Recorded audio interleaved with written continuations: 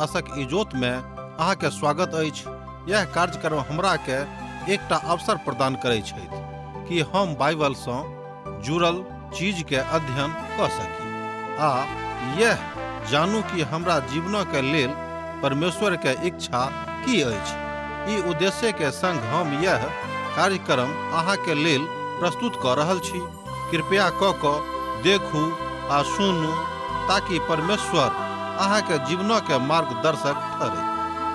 आशा के इजोत मैथिली कार्यक्रम में हम एक बेर और अहाँ के अभिनंदन प्रभु यीशु मसीह के मीठ आ पवित्र नाम से कह रहल छी। हमरा सब पुनः एक बेर और पवित्र परमेश्वर के पवित्र वचनक अध्ययन करबाक हेतु उपस्थित भेल छी। हमर पूर्ण आशा अछि कि अहाँ सब नीके सुखे होएब आ परमेश्वरक पवित्र वचनक सुनबाक लेल तैयार होएब। आजुक दिन हमरा सब पहिल थस्सलुनीके पोथी तकर 2 अध्याय 13 पद सँ लऽ कऽ 20 पद धरि देखब। अब एहिठाम सुसमाचार प्रचार करबाके दोसर विधा के हमरा लोकनि देखै छी जे मनुख के प्रभु के नजदीकी में आनबाक प्रयास करैत अछि। देखियो के अध्याय के 13 पद का एहिठाम संत पौलुस एहि तरह कहैत छथि कि हमहूँ परमेश्वरक धन्यवाद निरंतर करैत रहै छियनि जे जहन हमरा द्वारा परमेश्वरक सुसमाचार वचन अहाँक लग पहुँचल तऽ अहूँ तकरा मनुखक ने मुदा परमेश्वरक वचन बुझि कऽ और सत्य में ओहने स्वीकार कयलहुँ हैं। ओ अहाँ जे विश्वास करैत छी एखनो प्रभावशाली अछि। एहि बातक हमरा लोकनि एहिठाम पहिल थस्सलुनीके पोथी 2 अध्याय तकर 13 पद में देखै छी। पौलुस सर्वदा एहि बातक कहैत छथि ई बात अहाँ में मात्र वचनक द्वारा आबैत अछि। सुसमाचार खाली वचने के द्वारा नहीं आयल अछि मुदा ई शक्तिक रूप में सेहो आयल छल आ पवित्र आत्मा में सेहो आयल छलाह। पहिल थस्सलुनीके पोथी 1 अध्याय तकर 5 पद एहि बातक कहैत अछि। तहनाउ हमरा सबन देखब पहिल थस्सलुनीके पोथी 1 अध्याय के 5 पद का उदाहरणार्थ कियाक तऽ हमर सुसमाचार अहाँक लग में खाली वचने में मुदा सामर्थ्य पवित्र आत्मा और बड़ निश्चयता के साथ पहुँचल अछि। अहाँ जानै छी जे हम अहाँक लेल अहाँ में कोना के बनि गेलहुँ हैं। एहि बातक हमरा लोकनि एहिठाम देखलहुँ पहिल थस्सलुनीके पोथी 1 अध्याय तकर 5 पद में अहाँ परमेश्वरक वचनक प्यार करे वाला बनू। अहाँ परमेश्वरक वचन सँ नेह करे वाला बनू कियाक तो एहि बातक स्पष्टता के साथ प्रभु में गुणानुवाद करबाक हेतु एहि बातक कहैत अछि। एहि नजदीकी में परमेश्वरक वचन जहन आबैत अछि तहन एहि बातक एहि रीति सँ हमरा लोकनि देख रहल छी जे ओतऽ परमेश्वरक वचन अछि बा ओ वचन कोनो काज कऽ रहल अछि। प्रभुक वचन कोनो खेलौड़ बात नहीं अछि, कोनो खेल के बात नहीं अछि, कोनो ठट्ठा के बात नहीं अछि, कोनो साधारण बात नहीं अछि, कोनो अनेरे के बात नहीं अछि, कोनो अधलाह गप नहीं अछि। प्रभुक वचन अछि एहिमे सत्यता अछि, एहिमे धार्मिकता अछि, एहिमे पवित्रता अछि, एहिमे सामर्थ्य अछि। तै महान एकटा दास परमेश्वर कहैत छथि कि प्रश्न उठि रहल अछि कि परमेश्वरक वचन हमरा लोकनि कोना के ग्रहण करैत छी। तहन प्रश्न उठि रहल अछि कि परमेश्वरक वचन के हमरा लोकनि कोना के ग्रहण करैत छी। अनेरे सुनि कऽ अर्थात एहि कान से सुनि कऽ ओहि कान से निकाल दै छी, एहि आँख से पढ़ि कऽ कालांतर में बिसरा जाइत छी बा एहि रीति सँ हमरा लोकनि अध्ययन करैत छी। आब आगाँ संत पौलुस कहैत छथि कि जे केओ परमेश्वरक वचनक आदर करैत छथि हुनका सँ बढ़ि कऽ आर केओ हुनका नजरी के सन्मुख में नहीं छथिन। तैं वो कहलखिन कि हम अहाँक लेल जान सेहो दऽ सकलहुँ हैं। अर्थात थस्सलुनीका के कलीसिया के विश्वासी सँ संत पौलुस बाजि रहल छथि कि हम अहाँक लेल प्राण सेहो दऽ सकलहुँ हैं कियाक तऽ अहाँ सब परमेश्वरक वचन सँ प्रेम राखैत छी। परमेश्वरक वचन को कोना के ग्रहण कयल जायत, अहाँ परमेश्वरक वचनक कोना के ग्रहण करबे के एहि बातक लेल एहिठाम संत पौलुस बाजि रहल छथि कि सब सँ पहिने सर्वप्रथम ई करबाक अछि कि अहाँक अपन हृदय सँ अपन मन सँ पाप करबा के प्रवृत्ति के हटेबाक अछि। कियाक तऽ पाप करऽ वाला प्रवृत्ति मनुष्य के परमेश्वर सँ फरक कऽ दैत अछि। वचन प्रभु के बुझि कऽ आ हुनका ग्रहण कऽ कऽ तकरा बाते अहाँ अपना जिंदगी में ई बातक सत्यापन कऽ सकलहुँ हैं।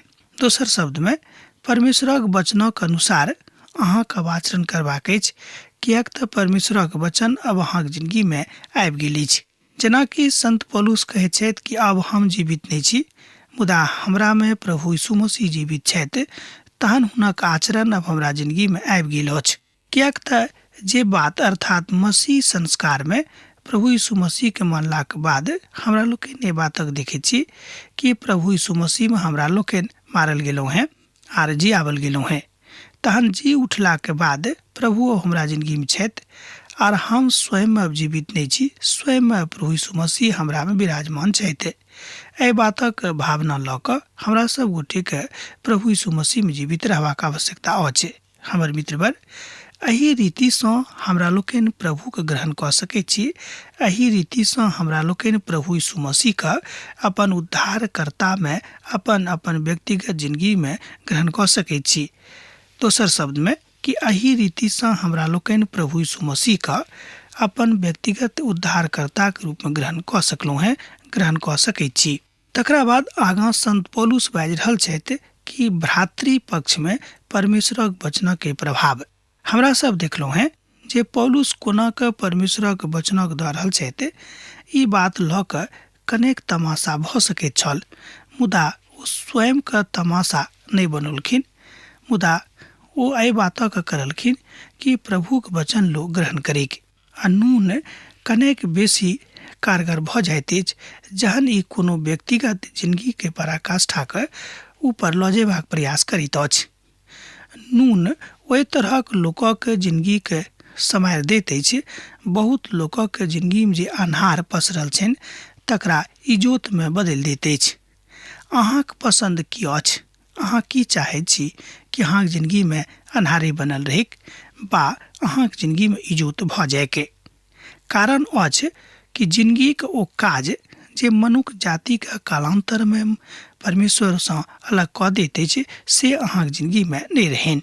पौलुस एहि अध्याय में बता रहल छथि जे कलीसिया परमेश्वरक लोकक आईना अछि, जे लोकक बड़ गंभीरता में रहि कऽ प्रभु के दिस देखबाक अछि।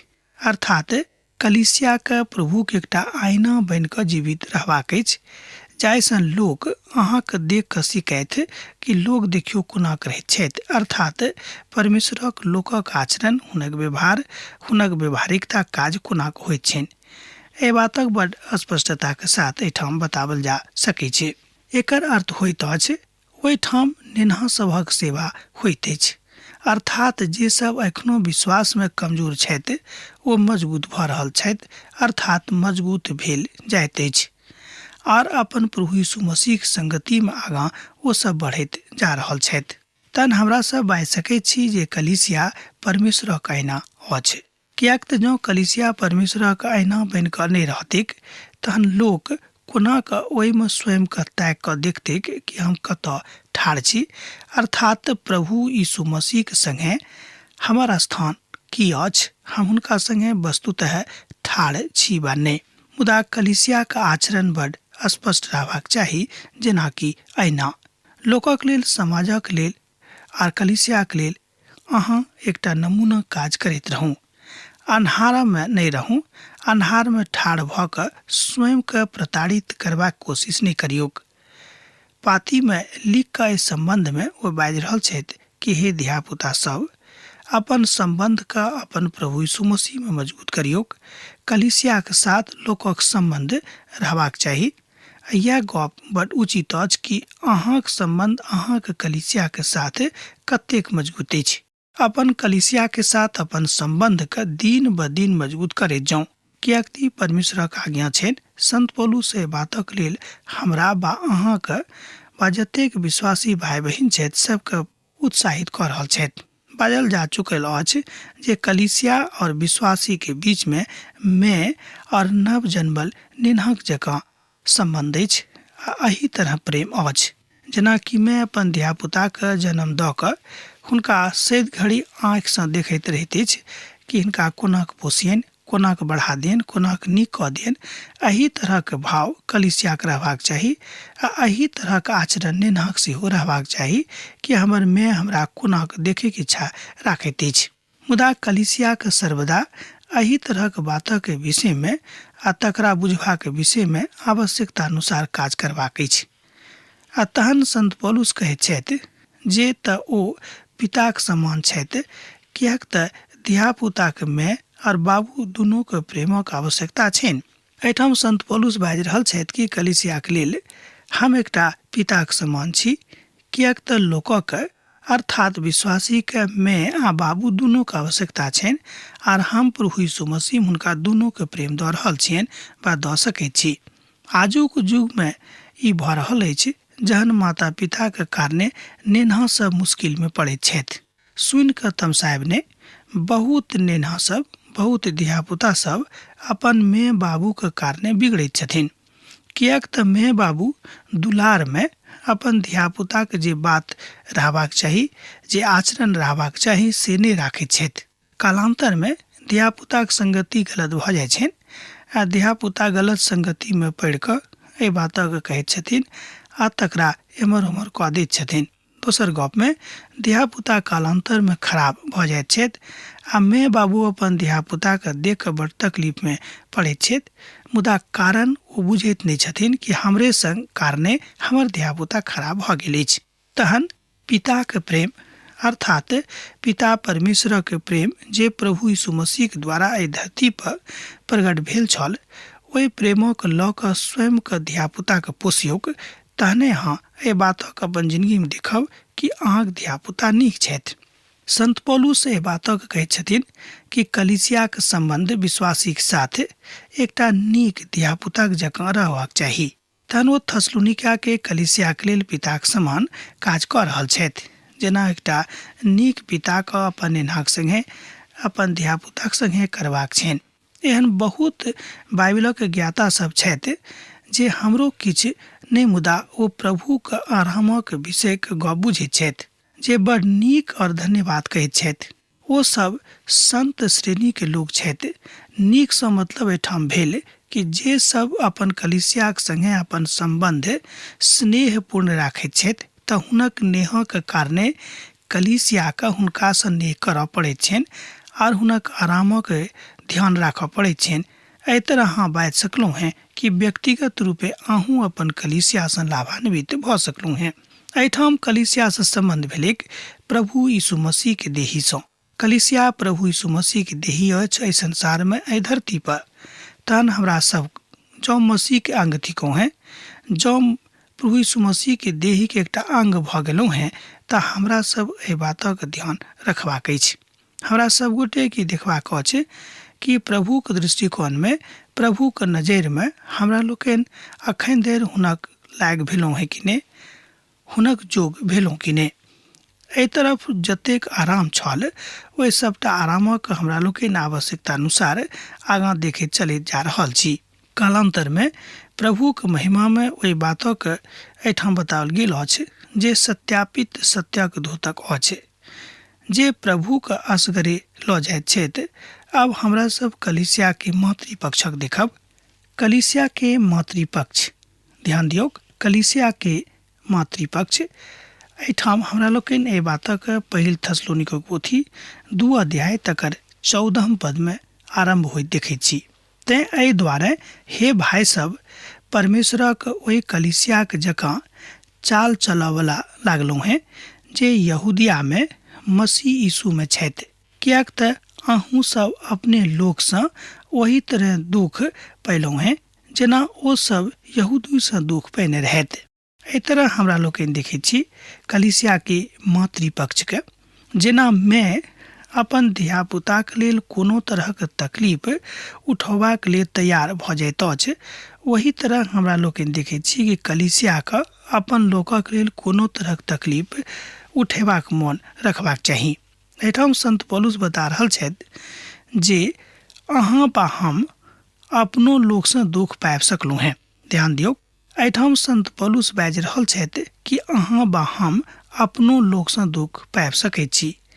आ यह बात जहन उल्टा भऽ जाइत अछि तहन ओ अहाँके अपन भाइक जकाँ लागैत छथि, अहाँके अपन छोट भाइक जकाँ लागैत छथि, जेठ भाइक जकाँ लागैत छथि, जेठ बहिन वा छोट बहिन जकाँ लागैत अछि। मुदा कालांतर में जहने अहाँके मोन में, अहाँके हृदय में कोनो तरह के विहंगमता के जन्म भ जाइत अछि तहन अहाँ की बात गुणकारी लागत। आ जँ ई बात अनेरेक भ जाइत तहन यह गुणकारी बात एहि तथ्य का जन्म दऽ देत, एहि अवहेलना के जन्म दऽ देत जाय बातक अहाँ कहियो आशा अपन जिंदगी में नहीं राखने छलहुँ हैं। तहन कलीसिया के मातृपक्ष यह अछि कि हमरा बा अहाँके जे कलीसिया के सदस्य थिकहुँ हैं अपन भाई के लेल, अपन बहिनी के लेल खूब नेह रखबाक अछि, जेना कि प्रभु यीशु मसीह हमरा सब गोटे सँ नेह राखैत छलाह। ओ चाहैत छै जे थस्सलुनीका के कलीसिया में मातृ प्रेम बड़ बलवती भ जायके। आ जेना अहाँक लोक दुख उठाबैत छथि अहूँ वही तरह दुख उठाउ, कियाक तऽ थस्सलुनीका के अधिकांश कलीसिया गैर यहूदी के कलीसिया छल। विशेष कऽ कऽ ओहिठाम गैर यहूदी लोग छलाह आ हुनके कलीसिया बेसी रहनि, और ओ सब दुख उठेबा के अनुभव में जा रहल छलाह, अर्थात दुख उठेबाक अनुभव दऽ कऽ ओ सब अखन जा रहल रहथि।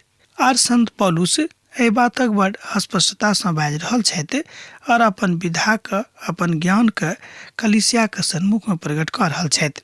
कियाक दुख उठेबा के काल में ओ दोसर गोटे के, दोसर भाई बहिनी के अपना जगह नहीं देखैत छलाह से ने, मुदा दुख उठाबैत काल में अहूँ एहि बातक बुझियो के, एहि बातक ध्यान राखियो कि जेना ओ सब दुख उठा रहल छथि हमरो सबके दुख उठेबाक अछि। मान लियो कि अहाँके दोस्त दुख उठा रहल छथि आ जँ अहाँ दुख में नहीं छी, एकर मतलब यह भेलै कि अहाँके वस्तुतः अखन धरि हुनका सँ दोस्ती नहीं भेल छनि। अखन धरि एहिठाम अहाँ बाजि सकलहुँ हैं कि अहाँके जे मिताई अछि बहुत मजबूती प्रदान नहीं केने अछि। जँ अहाँ चाहै छी कि अहाँके मिताई के मजबूती भेटैक, मजबूती पाबैक, तहन अहूँके हुनका दुख में दुख होयबाक छनि। तैं हमरा लोकनि जानै छी कि प्रभु यीशु मसीह स्वयं कहलनि कि अहाँके हुनका दुख में सहभागी होयबाक छनि। जँ अहाँके हृदय माय के हृदय नहीं रहत, जँ अहाँके हृदय एकटा माय के जकाँ दयालु हृदय नहीं हाथ, तहन अहाँ अपन धियापुता के ऊपर कहियो नेह नहीं दऽ सकलहुँ हैं वा हुनका लेल सब किछु सहबाक लेल तैयार नहीं भऽ सकलहुँ हैं। कलीसिया में एहन बहुत लोग छथि जे कलीसिया में एकता और जागृति के लेल प्रार्थना करैत छथिन, मुदा जहन भाई के लेल भाई दुख उठेबाक लेल तैयार छथि तहन अहाँ ई बाजि सकैत छी कि कलीसिया में आनंद आबि गेल अछि, मंडली आब आनंद सँ भरि गेल अछि। एहि दुआरे मसीही कलीसिया में, अर्थात जतऽ विश्वासी लोग रहैत छथि, जँ ओतऽ दुख आबैत छथि तऽ सब मिलकर जागृति में आबि कऽ प्रार्थना करबाक जरूरत अछि। कलीसिया के जोर करियौक आ हुनका संगे बैस कऽ प्रार्थना करियौक। बहुत विद्वान सब सेहो एहि बातक मानै छथिन, मुदा ओहि अवसरक लाभ उठाबियौक। आवश्यकता अनुसार हुनका संगे जाकऽ हुनक दुखक कम करबाक कोशिश करियौक। ऐसा की हैत कि प्रभु के प्रेम अहाँके मध्य में मजबूत भऽ जायत और अहाँक प्रार्थना सुनल जायत। कलीसिया के एकता के देख कऽ प्रभु के आशीष देवा पड़तनि, कियाक तऽ अहाँ जानै छी कि जे केओ पवित्र छथि हुनका सँ पवित्र परमेश्वर प्रेम राखैत छथिन। पवित्र पोथी बाइबिल में लिखल गेल अछि कि जे हमर आदर करैत अछि हम हुनक आदर करैत छियनि। जागृति के यह बात आनैत अछि अहाँके एक दोसर गोटे के आदर करबाक अछि, एक दोसर गोटे के लेल प्रार्थना करबाक अछि। भऽ सकै छै ई काज कने कठिन हैत, भऽ सकै छै ई काज करऽ में अहाँ ओतेक सामर्थ्य अखन धरि नहीं भेलहुँ हैं, आरम्भ कऽ कऽ तऽ देखियौ अहाँ कऽ सकैत छी। आर हमरा सब एहि बातक देख सकलहुँ हैं कि मंडली में शांति आनबा के प्रयास कयल जायत, और जहन मंडली में शांति आबि जेतैक तहन जागृति ओतऽ अनेरे चलि अयतैक। अहाँ बाजि सकलहुँ हैं कि प्रभु स्वयं ओतऽ आबि जेथिन।